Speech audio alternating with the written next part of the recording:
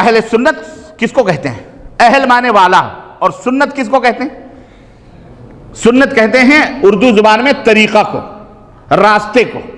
اہل سنت سنت والا، اور حدیث کی زبان میں سنت کہتے ہیں نبی کریم صلی اللہ علیہ وسلم کے زبان مبارک سے جو کچھ بھی نکلے، اور جو یا آپ کے اعضاء سے افعال جو کچھ بھی آپ نے کہا یا جو کچھ بھی آپ نے کیا، یا آپ کے سامنے صحابہ کرام رضوان اللہ علیہ اجمعین نے کہا اور کیا اور آپ خاموش رہے، ان تمام سب چیزوں کو کیا کہا جاتا ہے؟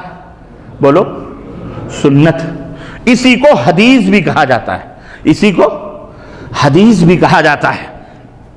سنت اور حدیث ایک ہی چیز ہے، لیکن کچھ لوگوں نے اس دور میں تھوڑا سا فرق کرتے ہوئے، کچھ لوگوں نے کسی اور مقصد کے لیے فرق کیا تھا، لیکن لوگوں نے کیا ہوا، جہاں کہیں تھوڑا سا شوشہ ملتا ہے وہاں پورا کیا کہتے ہیں گٹر بنانے کی کوشش کرتے ہیں۔ لوگوں نے گٹر بنا لیا اور کہا کہ سنو، حدیث جو ہے نا اور سنت الگ ہے، سنت الگ ہے اور حدیث الگ ہے۔ حدیث پڑھو، حدیث سنو، حدیث کا احترام کرو، لیکن حدیث پر عمل نہ کرو۔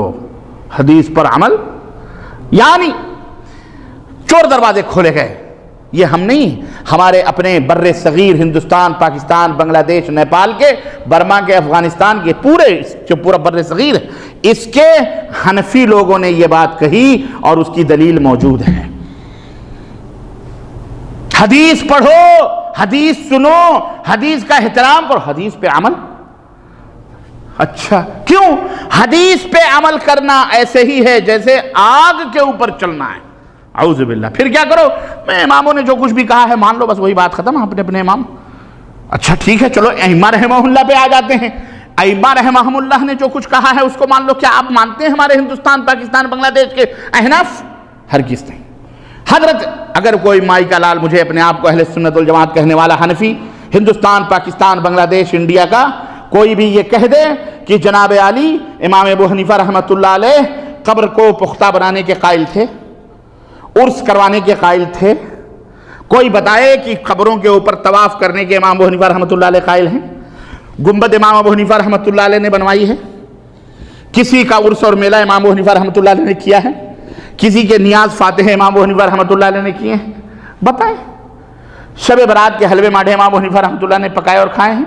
قبروں کے اوپر چلے اور کشف امام ابو حنیفہ رحمۃ اللہ علیہ نے کیے ہیں؟ بتائیں ہم کو۔ یہ امام ابو حنیفہ رحمۃ اللہ علیہ کا صوفی تھے امام ابو حنیفہ؟ امام ابو حنیفہ رحمۃ اللہ علیہ قادری، چشتی، نقشبندی، سہروردی، بہائی، یہ تمام سے امام ابو حنیفہ رحمۃ اللہ علیہ تھے؟ کوئی بتائے ہم کو؟ کہاں ہے امام ابو حنیفہ رحمۃ اللہ علیہ؟ ان تمام سب عقیدوں سے بری ہیں۔ امام ابو حنیفہ کیا عقیدہ رکھتے تھے کہ قبر کے اندر مرتا نہیں آدمی زندہ رہتا ہے؟ بولو۔ وہ تو کہتے ہیں جو یہ عقیدہ رکھے وہ کافر ہے۔ آج ہمارے یہاں کہا جاتا ہے کہ رسول اللہ صلی اللہ علیہ وسلم اپنی قبر میں ویسے ہی زندہ ہیں جیسے دنیا میں زندہ تھے، دنیاوی زندگی۔ اور بعض حنفیوں نے اپنی کتابوں میں لکھا، ملفوظات اعلیٰ حضرت امام احمد رضا خان صاحب بریلوی حنفی ہیں، اور جو انہیں کوئی مائی کا لال ہمارے ملک میں حنفیت سے خارج کر کے دیکھے اور پھر اپنی گردن سلامت دیکھ لے تو میں جانوں۔ خارج کر دو امام اعلیٰ حضرت فاضل بریلوی کو حنفیت سے، پھر میں دیکھوں تمہارے جان کتنی جان ہے۔ وہ کہتے ہیں کہ رسول اللہ صلی اللہ علیہ وسلم صرف زندہ ہی نہیں بلکہ آپ کی ازواج مطہرات قبر شریف میں پیش کی جاتی ہیں اور آپ ان سے شباشی فرماتے ہیں۔